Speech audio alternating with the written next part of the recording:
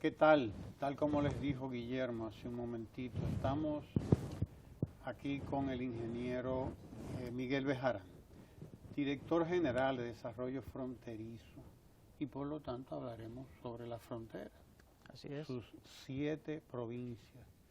Un espacio interesantísimo de intercambio cultural, de intercambio comercial, y un espacio además de preocupación política para mucha gente. Porque es así, hay que verlo en todos los sentidos, ¿no? Pero un espacio rico, al fin y al cabo, aunque abandonado por mucho tiempo. Bueno, Juan Bosch dice en la composición social dominicana, por cierto, que nosotros nos olvidamos de la frontera desde las devastaciones de Osorio empezamos a darle la espalda a la frontera nuestra. O sea que el oeste como que ha sido un espacio abandonado. De ahí la historia de esa parte de nuestra isla, de ahí su historia, ¿no? Que terminó con la formación de una nación independiente, la primera nación independiente de América. Así es. La primera nación independiente de América, que es una cosa que mucha gente quiere olvidar y echar en el saco por ahí para que no se sepa. Pero la primera nación independiente en América lo fue Haití en el 1801. Con características propias, ¿no?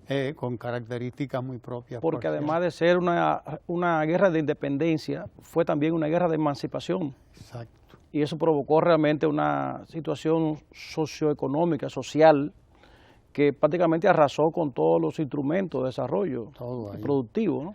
Una historia formidable, de la que nosotros no vamos a hablar ahora, porque la que nos interesa es la que te toca manejar a ti. Así es. Miguel Bejarán, que estás en contacto con estas provincias de la frontera. Háblanos de qué se está haciendo allí en materia de inversión, en materia de superación de la pobreza que ha sido consustancial a estas provincias. ¿Qué es lo que está ocurriendo en estos momentos en lo que tiene que ver con el programa de gobierno del presidente Danilo Medina? Muy bien, Ramón. Bueno, en su entrada usted dijo que es una provincia llena de oportunidades, llena de riquezas inexplotadas. Realmente son 7 provincias las que están bajo nuestra demarcación, aunque solamente son 5 provincias que componen la frontera.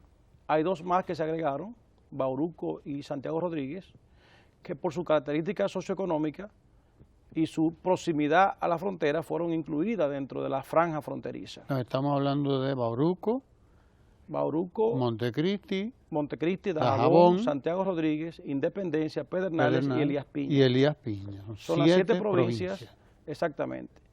Pero esas 7 provincias además conforman el 14% del país, del territorio nacional. Y tienen solamente el 4.7% de la población nacional. Ya puede ver entonces que hay un efecto también, fruto de ese abandono que usted refirió, de despoblación, de cero crecimiento en la frontera. En los últimos 10 años, solamente 2 provincias han crecido. Montecristi, con más de 5.000 habitantes, y Pedernales, con más de 2.000 habitantes. Montecristi, naturalmente, impactado por el fenómeno del banano, que es la provincia de mayor exportación de banano, y Pedernales por el tema de la minería. Minería que fue abandonada y que luego se incorporó y se ha ido recuperando poco a poco. Tanto la minería metálica como la minería no metálica, en el caso de varios productos que ahí se producen. El fenómeno de abandono de la frontera no creo que tampoco sea un fenómeno exclusivo de la frontera. Creo que hay una situación casi mundial de desarrollo de los grandes polos de desarrollo urbanos, o sea, la migración del campo a la ciudad. Ese fenómeno existe y naturalmente se gravita más donde estamos más lejos de los polos. Es ahora cuando el presidente de la República, con su acción directa en el campo, con su modelo de visita sorpresa, como él le llama, ha estado revirtiendo ese proceso de inversión, porque realmente había una desesperanza en el campo. y había una desesperanza en la frontera. Yo digo que no había nadie quien hiciera caso, quien atendiera el tema fronterizo. De modo que eso, por una parte, esa visita sorpresa que han impactado grandemente en la frontera, 34 visitas ha hecho el presidente. Casi 5 visitas por provincia. Exactamente, con 341 millones de pesos invertidos directamente y con la generación de unos 5.700 empleos directos. Esa ha sido la forma como el presidente ha impactado, por lo menos en lo que tiene que ver con la inversión del FEDA. Sin embargo, hay otras inversiones, tanto la que hace la Dirección de Frontera que yo dirijo, como la que también hace el INDRI, como la que también hace Obras Públicas, la Oficina de Desarrollo Provincial, la OISOE, el Ministerio de Educación. De modo que yo pienso que nunca como ahora la frontera había recibido una inversión tan importante del Estado. Sin embargo, pienso que aún no es suficiente, porque el mayor flagelo que existe en la frontera es la falta de oportunidad, es la falta de empleo, y sigue existiendo. Cerca del 72% de los jóvenes nuestros, hasta los 35 años, migran de la frontera.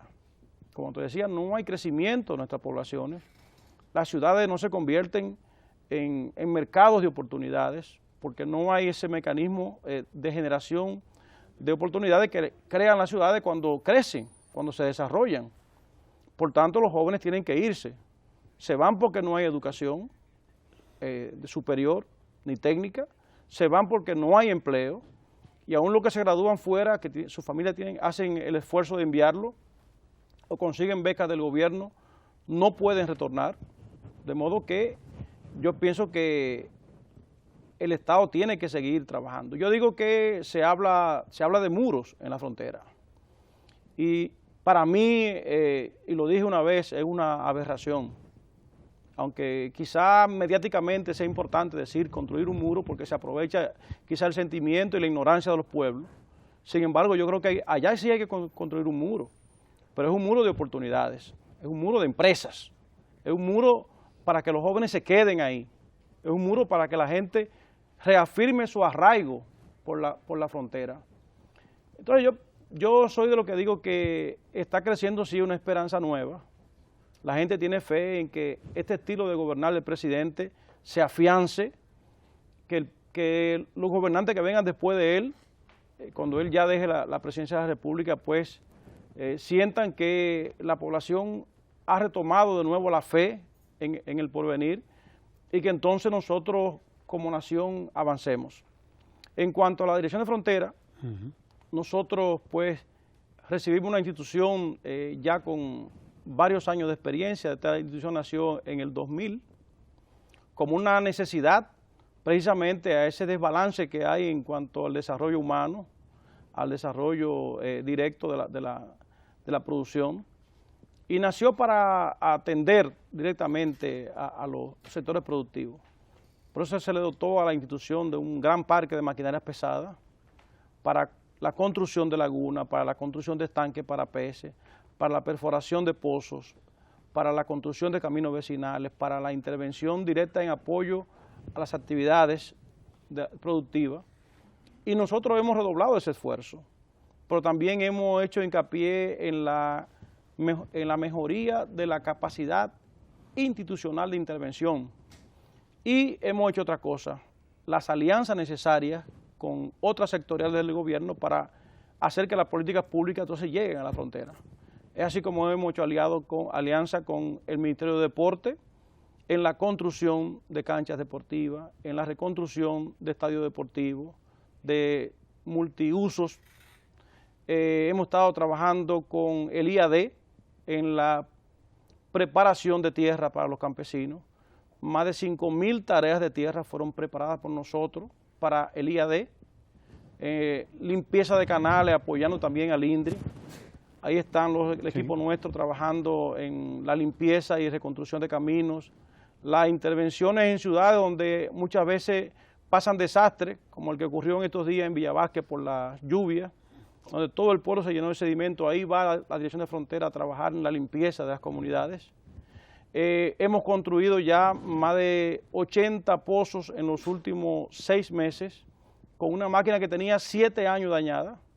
una perforadora rotativa que cuesta más de 50 millones de pesos, tenía más de 7 años dañada. Ya en apenas 6 meses hemos construido más de 80 pozos, en áreas donde la gente no tenía esperanza de agua.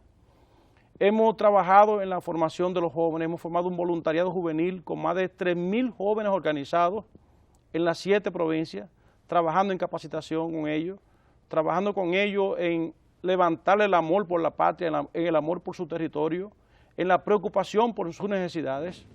Hemos trabajado en la mejora de la infraestructura física de la dirección, una nueva sede central, dotada de tecnología, mejor nivel de computación, capacitación. Hemos elaborado por primera vez el Plan Estratégico de Desarrollo Institucional de la dirección y estamos apoyando siempre de forma directa a todos los productores. De manera que lo que hemos hecho nosotros, repito, es aliarnos con otras sectoriales del gobierno para hacer que las políticas públicas lleguen y también potencializar las visitas del presidente. Cada vez que el presidente nos asigna una tarea a nosotros, debo decir además que le sale 40% más económico al gobierno trabajar con nosotros. ¿Por qué? Porque tenemos los equipos pesados y en todo lo que tiene que ver con movilización de tierra, nosotros siempre estamos ahorrándole al gobierno y haciendo las labores que tenemos que hacer. Hemos trabajado en Baltoa Seca con un camino importante que el presidente ordenó. Estamos trabajando en el multiuso del llano. Estamos trabajando en la construcción de las calles de Río Limpio. Estamos trabajando en Cana Chapetón, hemos trabajado en el proyecto de la Cruz de Manzanillo, más de 14 kilómetros internos de caminos internos del proyecto de la Cruz de Manzanillo que fueron totalmente rehabilitados por nosotros. O sea, en fin, estamos trabajando en casi todos los sectores de la vida económica de la frontera. Debiéramos hacer mucho más, Ramón. Lamentablemente nuestra institución nunca ha tenido recursos suficientes, son muy limitados nuestros recursos. El presidente ha hecho esfuerzo quizá por darle más recursos. Sin embargo, cuando él nos asigna fondos de la presidencia, pues ahí están los frutos. Son 32 provincias, ¿verdad? Del país. En el país. Claro, yo sé. Y 155 municipios. Y siempre se dice que cuando usted hace algo, deja de hacer otra cosa, ¿no? Exacto. Entonces hemos invertido mucho en educación y naturalmente hemos dejado quizá de hacer otras cosas porque naturalmente si se decide hacer algo, se deja de hacer otra cosa, porque los recursos son limitados. Pero tú has dicho una verdad muy importante y hay que recordar que conversamos con el ingeniero Miguel Bejarán, que es director general de Desarrollo Fronterizo, hablando de frontera, que es un tema que a la gente le interesa muchísimo.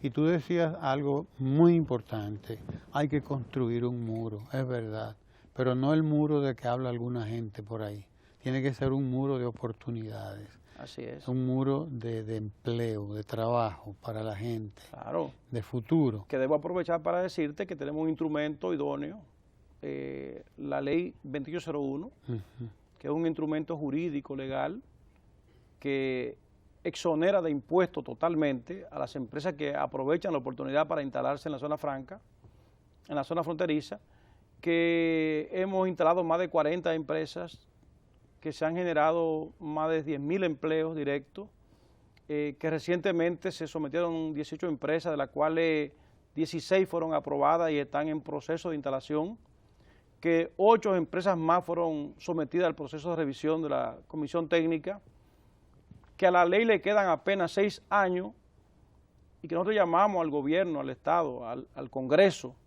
aunque retomemos esa ley, que esa ley hay que volverla a revisar y a colocarla por 20 años más, porque es una ley que realmente genera oportunidades a las empresas, y es una ley que los fronterizos estamos apegados a ella porque hemos visto su impacto, aunque no en la medida que hace falta, pero sí hemos visto impacto que sin esa ley, esas empresas, esas 40 empresas, no se hubieran instalado en la frontera, de modo que aunque no ha sido, vamos a decir, grandioso el impacto, sin embargo existe el impacto.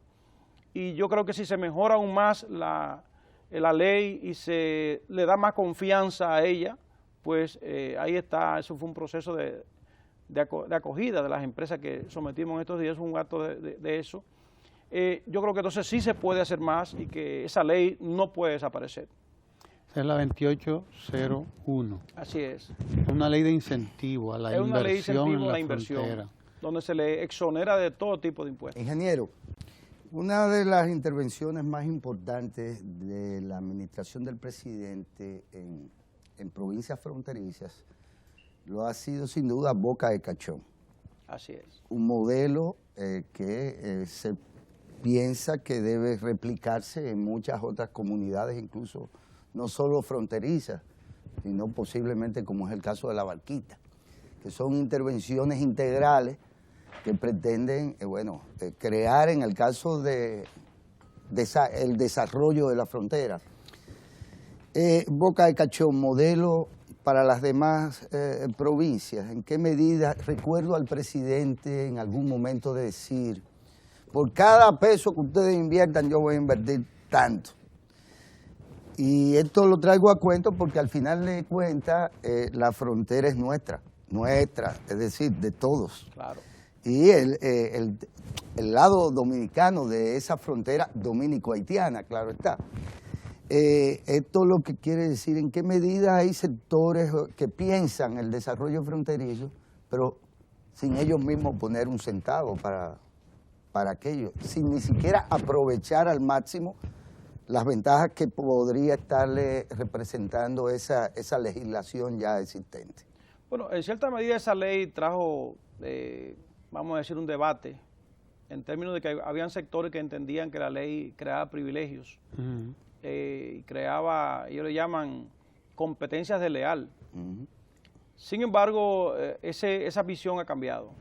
Inclusive inversionistas nacionales ya de alto nivel, como han manifestado recientemente, que sí, que es necesario mirar hacia la frontera. Y creo que Boca de Cachón fue un desafío. Desafío naturalmente que debe darse continuidad, que debe darse seguimiento y que pudiera ser una solución en la medida que se vaya demostrando que eso es sostenible, que es sustentable en el tiempo. Porque algunas veces mover las personas a un lugar implica un trauma psicológico, inclusive ahí trabajaron psicólogos en apoyo a esas personas. Ahora hay que ver si en el tiempo esos asentamientos se consolidan y la gente realmente desarrolla la capacidad de autoabastecerse, de sostenerse y de crear un hábitat confortable.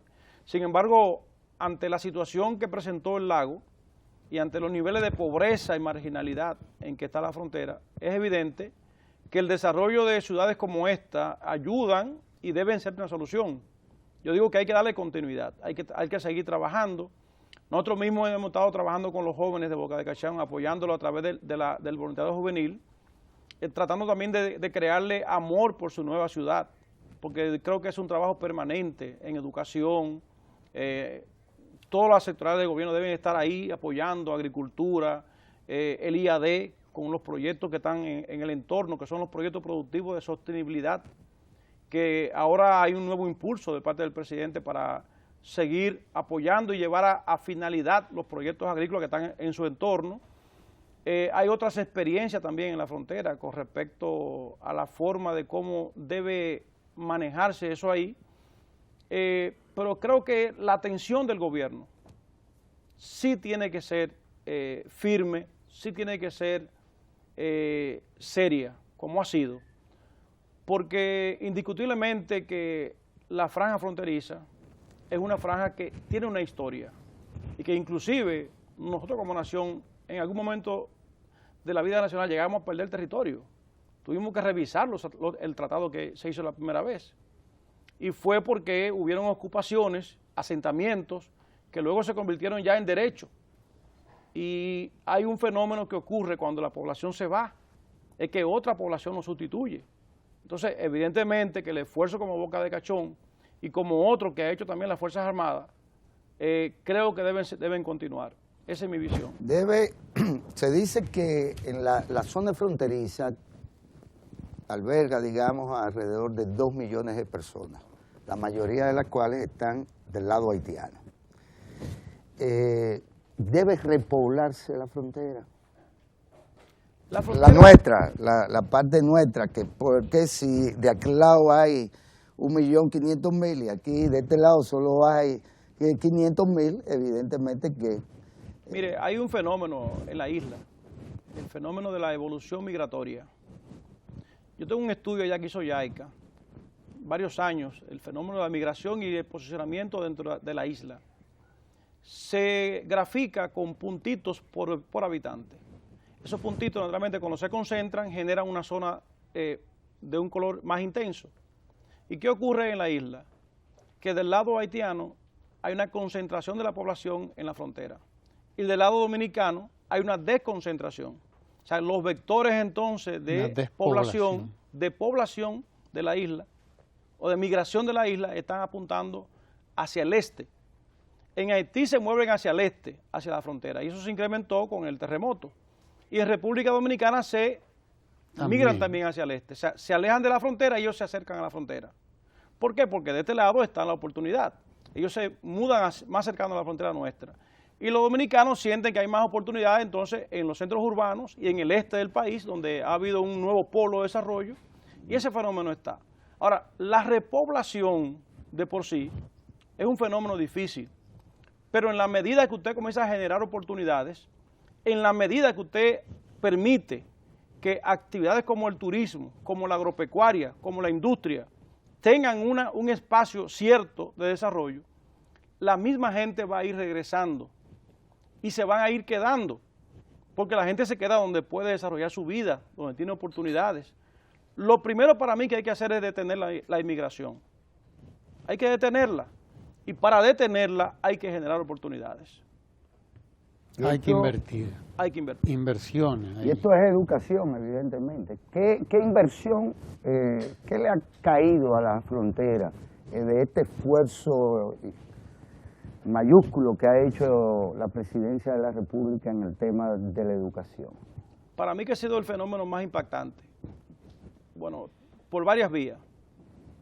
Primero que las escuelas nuestras estaban muy deterioradas. El segundo que eran insuficientes. El gobierno ha hecho grandes inversiones, no solamente en escuelas, en estancias infantiles, ahora también con los centros de atención especiales, a los niños especiales. Pero hay un impacto adicional, la tanda extendida y el almuerzo. O sea, óyeme, disponer de comida para más de 500,000 niños solamente en la frontera, claro, incluyendo a San Juan, Barahona y Mao, ya siendo un poquito más amplio, ¿no? 500,000 niños que están recibiendo alimentos. Pero además de eso, la cantidad de empleos que se ha generado a nivel de la escuela y a nivel de los suplidores de alimentos. O sea, para mí yo digo que el término de revolución educativa, no solamente la revolución educativa impacta en la misma educación, sino también en el desarrollo de oportunidades en nuestras ciudades y comunidades.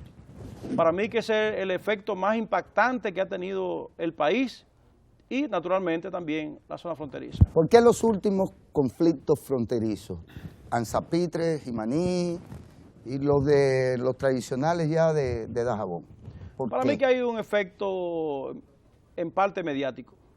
Yo soy fronterizo e históricamente he visto incidentes que han ocurrido en la frontera. Lo que pasa es que hay un momento especial, mediático, que hay gente que le interesa que ese tema sea levantado, sea exacerbado. No sé con qué fines, pero inclusive el tema migratorio, todo el mundo sabe que en enero hay un desborde. ¿Por qué hay un desborde en enero? Porque los haitianos que viven en el país, en diciembre, retornan a compartir su Navidad con su familia. Es decir, y en enero entonces hay una masiva migración de nuevo de los que fueron allá que quieren retornar. Eso es un fenómeno que todo el que vive en la frontera lo conoce. Ahora, eso ahora está, vamos a decir, hay una situación interna en Haití, una crisis política, que es posible que también esté generando una mayor presión migratoria en República Dominicana. Y es verdad que son tan corruptos los militares dominicanos destacados en las provincias fronterizas, porque a pesar de los esfuerzos de la Operación Escudo, hay sectores que insisten en descalificar la calidad de nuestros cuerpos militares. Yo creo que tiene que seguirse trabajando. Sí. Ciertamente hay una situación que no es agradable. Hay muchos militares serios, pero hay otros militares que inclusive impiden que lo lleven a la frontera, donde no hay condiciones muy buenas para vivir y sin embargo quieren estar ahí. El antiguo castigo Por ahora algo es quieren un estar premio. ahí, ¿no? O sea, de modo que sí, yo creo que los altos mandos militares tienen que ser muy atentos, muy cuidadosos al momento de elegir a los soldados que van a estar en la frontera. Porque ahí, naturalmente, un soldado que está muy mal pago, vive en la frontera, un haitiano que viene y le ofrece una cantidad de dinero, o un traficante que viene y le da dinero, hay una gran tentación, aparte del trasiego de personas, también del trasiego de contrabando de mercancías y armas y otras cosas que se dan en la frontera, que es una tentación permanente a militares que ganan muy poco dinero. Por lo tanto, esos militares deben ser muy bien escogidos, deben ser muy bien entrenados y deben ser muy bien vigilados. La frontera se nos ha vendido tradicionalmente como un espacio de conflicto. Y la gente, el pueblo dominicano, cuando le hablan de la frontera, usualmente piensa en un lugar como extraño, lejano, donde están ocurriendo cualquier tipo de cosa y donde hay un pleito permanente. Pero las veces que yo he ido a la frontera no es eso lo que veo, Bueno, pero no es eso lo que percibo. Eso no es así. Sin embargo, se vende Claro. la idea, ¿no? Sí. Y se venden incidentes, incluso a veces insignificantes, como algunos que hemos visto últimamente, que para mí son insignificantes porque los conozco Claro. de hace mucho tiempo, y se venden como cosas del otro mundo. ¿Eh? Entonces, creo que el muro de oportunidades de que tú hablas es lo que hay que construir allí. Estamos trabajando para construir ese muro de oportunidades, para hacer de la frontera ese espacio al que la gente quisiera ir a trabajar, como quiere ir a trabajar a Bávaro o a esta zona de los hoteles que tenemos aquí en el este, ¿no? Y como quiere ir a trabajar a donde quiera que haya trabajo. O a Bahía de las Águilas. O a Bahía de las Águilas, precisamente. Es decir, estamos trabajando en esa dirección. Yo percibo que la frontera es un espacio de oportunidades. Muy interesante, por cierto. Bueno, yo creo que en materia de oportunidades lo tenemos todo. Te dije que éramos el 17% del territorio. Tenemos en el norte a Montecristi con el puerto de Manzanillo, la producción de banano, la producción de arroz y el potencial turístico. Tenemos en el sur a Pedernales con su minería, pero también con Bahía de las Águilas y todo el potencial turístico. Tenemos la cordillera, desde Bauruco hasta Dajabón, una cordillera con un clima variado y una diversidad biológica enorme. Tenemos Haití de frontera, que no deja de ser una oportunidad, porque hoy en día es el segundo socio comercial de República Dominicana. Estamos exportando más de 1.100 millones de dólares. Lo que pasa es que la frontera nuestra simplemente es un mercado de paso, un lugar de paso. Entonces tenemos que desarrollar la capacidad de generar proveedores locales que sean capaces de generar productos agrícolas, bienes intermedios o bienes terminados para aprovecharse de ese mercado que está ahí. De modo que yo creo que sí, que hay todas las condiciones para que se desarrolle. Lo que tenemos que es seguir mejorando la parte jurídica, tenemos que seguir mejorando las infraestructuras, tenemos que seguir haciendo carreteras que no teníamos, que en el sur por lo menos el presidente ha hecho una enorme inversión en carreteras, en vialidad. Tenemos que seguir mejorando la capacidad productiva de nuestra gente en la ganadería, en la pesquería, en la agricultura, en el turismo. Si hacemos eso, y creo que vamos por el camino correcto, pero hay que mejorar aún más, hay que hacer aún más inversiones. Si lo hacemos así, entonces no habrá duda que estaremos construyendo ese muro de oportunidades. Pero además estamos acercando la frontera a la capital con las carreteras, porque creo que se está haciendo una inversión importante en vialidad, como tú lo has dicho. Sí. En estas y que la Constitución carreteras lo manda también, aparte de eso. Exacto. El artículo 10 es muy claro y es muy mandatorio. Dice que las instituciones públicas deben inclusive generar políticas diferenciadas, como esa ley 2801, que es una política diferenciada, pero que está total acuerdo con la Constitución de la República, y manda también a aprovechar y a mejorar la comunicación vial y a trabajar en el tema turístico. De modo que sí, yo creo que se ha hecho mucho, pero falta mucho por hacer. Ingeniero, son ciertas algunas versiones que suponen beligerancia en la población haitiana fronteriza con respecto a la dominicana. No, eso no es cierto. No es cierto. Ahí se convive pacíficamente. Hay conatos, hay situaciones de conflicto por intereses, muchas veces por comercio, por situaciones que se dan a veces también entre autoridades, por qué no decirlo, que es cierto. Pero no que hay un nivel de conflictividad, no es que hay una pugnacidad entre las poblaciones. La gente de Haití pasan a vender mercancía, los llamados pregoneros, que van a todos los pueblos de la frontera y venden, y la gente lo acoge, inclusive lo trata bien, le da atención de salud. Los dominicanos son solidarios con los haitianos. Ahora, hay grupos dominicanos y hay grupos haitianos que quieren vivir de un tema, quieren vivir del tema de la nacionalidad y exacerban muchas veces fuera de foco. ¿Se ha estimado la cuantía, el monto del llamado contrabando fronterizo? No creo. Quizá los que saben más de aduana y ese tipo de temas lo sabrán. Yo no sé si, no tengo el dato. Bueno, se habla de trasiego de armas, de drogas, sí, de gente. ¿Qué realmente tan grande es esto con respecto, por ejemplo, al comercio formal que ya está dado y que sí se sabe cuántos miles de millones de pesos y de dólares genera? Yo te digo, yo particularmente no manejo esa información. Yo sé que existe porque vivo ahí, yo soy de Montecristi, además soy de los pocos políticos que no me he mudado. Mi familia aún sigue viviendo en Manzanillo específicamente. Y ahora está precandidato, creo que eres, a senador. Ahora he oído sonar por ahí. Ahora, yo quiero decirle a ustedes que hay un elemento que sí preocupa, es el tema de la migración ilegal descontrolada. No hay duda de que muchas ciudades nuestras se están creando asentamientos humanos. Y ahí es donde está el peligro de la migración. Cuando la gente se asienta, cuando crea derechos de posesión, cuando además lo hace de forma ilegal. Entonces yo creo que el presidente Danilo Medina ha creado instrumentos legales, como la ley esta de asiento de registro, ¿no? Donde todo dominicano tiene que estar consciente de que es un mecanismo que nos va a ayudar a nosotros como nación a tener control migratorio. Yo creo que ninguna ciudad del mundo soporta el nivel migratorio que tiene República Dominicana, y a ese aspecto sí yo creo que República Dominicana tiene que poner atención.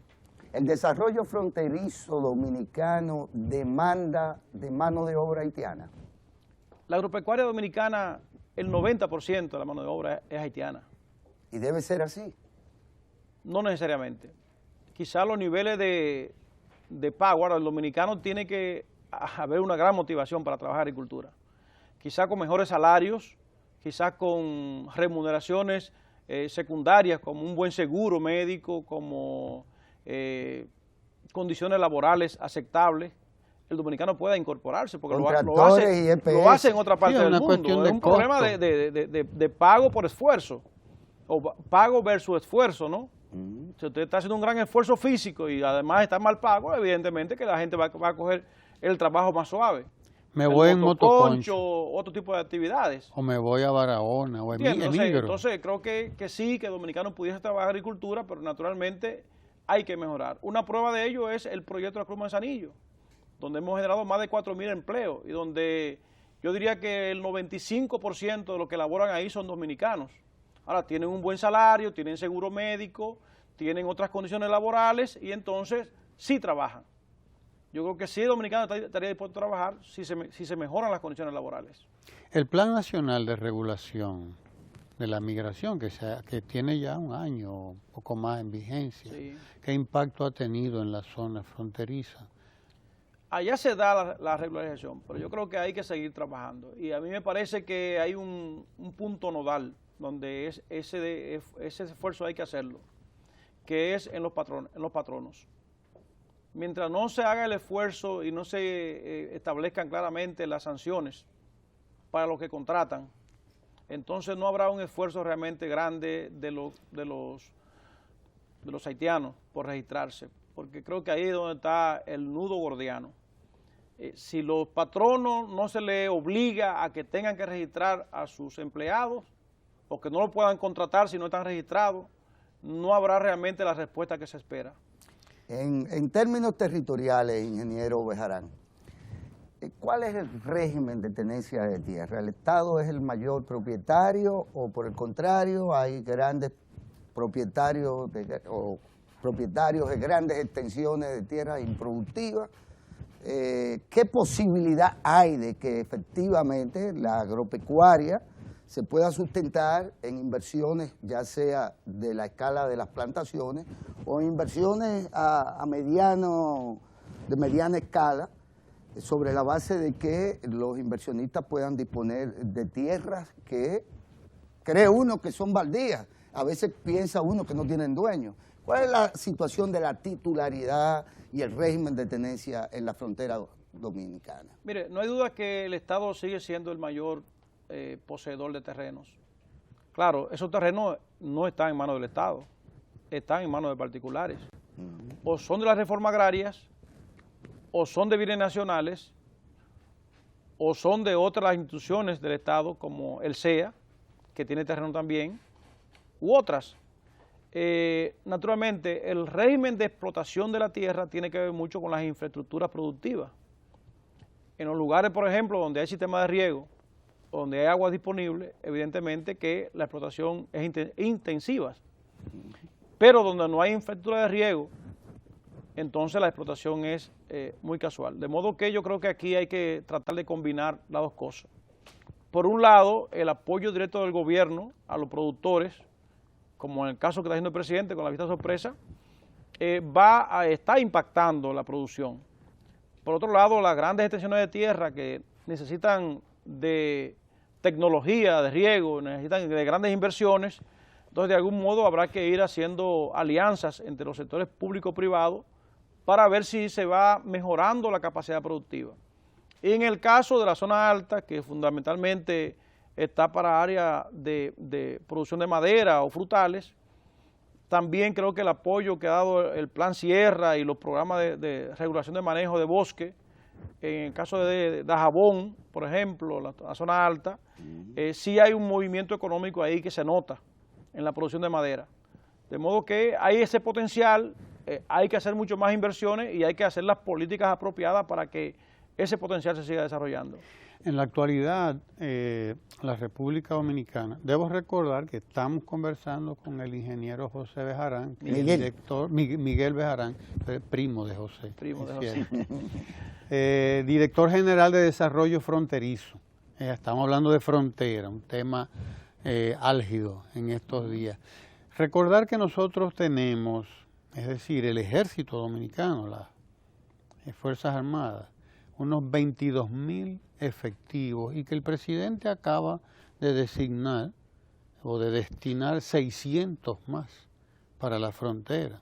Si tenemos 22.600 efectivos ahora mismo con el CESFRON y todo aquel trabajo que hay allí, deben los dominicanos y las dominicanas estar confiados en que la frontera dominicana está en muy buenas manos. No, evidentemente se nota la mayor patrullaje, se nota mayor presencia militar en la frontera y eso genera un estado de seguridad mayor, porque la gente siente que los militares de algún modo les resguardan sus intereses, especialmente con el tema del robo de ganado, que es un fenómeno que ocurre ciertamente en la frontera, pero aparte de esos 22.000 militares, también hay todo un servicio de inteligencia que informa, tanto civil como privado. Los militares tienen su mecanismo de información. Yo creo que lo que se escapa por la frontera es porque se quiere dejar pasar. Te lo digo con mucha sinceridad. El nivel de información, el nivel de inteligencia que tiene las Fuerzas Armadas, la policía, los servicios de seguridad en la frontera, son suficientes para que la frontera esté totalmente controlada. Si algo se escapa, repito, es porque se quiere dejar escapar. Qué bueno. El jefe de las Fuerzas Armadas, en un momento que lo era el actual director del Servicio de Inteligencia, que lo es Sigfrido Párez, decía que la seguridad y la soberanía en la frontera, a propósito del muro aquel, decía, están seguros, esta es la seguridad. Claro. Se puede reafirmar eso que decía en algún momento el jefe de la Fuerza Armada. Yo creo que sí, y creo que también el CEFRON, por ejemplo, que es un cuerpo especializado de las Fuerzas Armadas para la frontera, es un cuerpo que ha venido a reforzar ese sentimiento de seguridad. Yo estoy de acuerdo con Sigfrido Párez. Los que estamos en la frontera no sentimos realmente que hay una amenaza latente con respecto a la nación dominicana. Repito, hay situaciones, porque no podemos soslayar eso ni ocultar esa realidad. En todas las fronteras del mundo. En todas las fronteras. Y nuestro país tiene una condición muy especial, con un vecino que carece de todo, con una presión migratoria permanente, y naturalmente creo que ese esfuerzo del gobierno de reforzar la frontera con 22,000 militares, más 600 que van ahora adicionalmente, es un esfuerzo que evidencia que el presidente de la República está también empeñado en preservar aún más ese nivel de seguridad que el pueblo dominicano necesita para preservar nuestra integridad territorial. Yo no siento la amenaza, pero es bueno que ante esa presión migratoria que ocurre por necesidad, entonces el Estado ponga a resguardo sus intereses. Eso es normal, eso es lo que todo país hace cuando siente que hay una amenaza del tipo que sea. En esta no es una amenaza de invasión militar, es una amenaza migratoria por necesidad. Y naturalmente hay gente que se aprovecha para tratar de camuflajear esto y vender otras cosas, ¿no? Sobre todo convertirlo en un tema político. Exactamente. Porque este no es un tema político. No es político, es humanitario. Absolutamente. Pero también es un tema humanitario y es un tema de preservación de la seguridad de los dominicanos en términos de su estructura productiva y de su salud. Porque vamos a estar claros, ¿no? Yo creo que lo que el presidente ha hecho es lo correcto. Por un lado, dar una respuesta legal. Ahí está la ley de naturalización. Todo el que quiera acogerse a ella tiene la libertad de escogerse. Y por otro lado, control. Esos dos fenómenos de control y respuesta legal es lo que haría cualquier Estado organizado, cualquier presidente que sea un estadista, como es Danilo Medina. Ingeniero, el presidente estuvo el domingo en Santiago Rodríguez, ¿verdad? En Monción. Claro. Ahí nos enteramos de que, bueno, hay dificultades con el tema de los cafetales, ¿verdad? Y se plantean proyectos de siembra de jengibre que el presidente por demás apoyó. Usted es de Montecristi. Una de las primeras inversiones y esfuerzos del presidente lo fue en el caso del proyecto La Cruz de Manzanillo, ¿verdad? Que fue rehabilitado y que está en pleno funcionamiento, según tenemos entendido. Pero no lo oigo a usted hablar, por ejemplo, de las inversiones de los franceses con esto de sábila, o de las dificultades de los ganaderos a propósito de las propias inversiones que ha hecho en depósitos de agua y demás la presidencia y los organismos estatales. Háblenos un poco de esas, de Dajabón, Santiago Rodríguez y Montecristi, porque obviamente que son incomparables con respecto a la provincia Independencia o a las provincias del sur profundo que son particularmente áridas, agrestes, despobladas. Uno ve en estas tres provincias otra expresión de la dominicanidad. Y háblenos del rol de los medios de comunicación, porque hay quienes dicen que en la frontera, por ejemplo, este canal no se ve y que las emisoras de radio que se escuchan son las haitianas. ¿Cuál es la vitalidad de la cultura dominicana en las principales provincias del norte del país? Mire, la dominicanidad está segura en la frontera. Creo que ya dijimos las debilidades. Hace falta mayores oportunidades. Y cada provincia de la que usted mencionó, la del norte, que inclusive son quizás las más prósperas de la frontera, tienen su propia realidad. Dajabón, con el mercado transfronterizo, ha transformado a Dajabón. Usted va a Dajabón, en una ciudad en auge permanente. Gracias. Montecristi, que tiene su potencial también ecoturístico y que el ministro de Turismo acaba de anunciar una serie de inversiones allá que están ya en proceso de licitación. Montecristi tiene también su propia realidad. Es la segunda provincia productora de arroz del país y es la primera provincia productora de banano. Tienes áreas que son áreas con dificultades. Tiene las carreteras, por ejemplo, de Montecristi, aún hay algunas carreteras troncales donde se transporta el banano que requieren intervención, como es la que va desde el cruce de Copey hasta las Matas de Santa Cruz, como la que va desde la Mata de Santa Cruz hasta Cana Chapetón, la que va del cruce de Mangá hasta Santiago Rodríguez. O sea que hay áreas todavía que requieren intervención del gobierno. La zona costera de Montecristi, donde el presidente solamente en lagunas, por el lado del INDRI, construyó 50 grandes lagunas que tenían más de 15 y 20 años que no se reconstruían, señores. Donde nosotros mismos también con Frontera hemos construido más de 50 lagunas, donde yo con las perforadoras he construido más de 40 pozos tubulares en áreas que no se sabía ni se imaginaba, donde en carretera, desde prácticamente todo el circuito de la costa está siendo reconstruido, poniendo la playa de Buen Hombre, la playa de Punta Rusia, que esa carretera hay que concluirla, que está bien avanzada, pero hay que concluirla porque ha sido abandonada. Creo que hay una gran inversión. En el caso de Santiago Rodríguez, la ganadería. Naturalmente, estamos en una zona que se presentan cíclicamente problemas de sequía. Y con esto del cambio climático, creo que el Estado Dominicano tiene que seguir invirtiendo en mejorar las capacidades de la producción, aprovechar los cursos de agua, construir pequeñas presas, seguir construyendo lagunas, seguir construyendo perforaciones de pozos, mejorar las condiciones de producción de pasto a través de uso apropiado de plantas y semillas que se desarrollan en climas como estos y aprovechar la capacidad de producción que tienen esta gente, que en el caso de Santiago Rodríguez, yo le diría que es la capital de la leche, como ellos le llaman, donde hay una gran capacidad de producción de leche, pero también una gran capacidad de producción de madera. El caso del café, con el tema de la roya, creo que hay una campaña sistemática permanente del gobierno en todo el país de recuperación de cafetales, a través del FEDA, a través de agricultura, a través de Codo Café.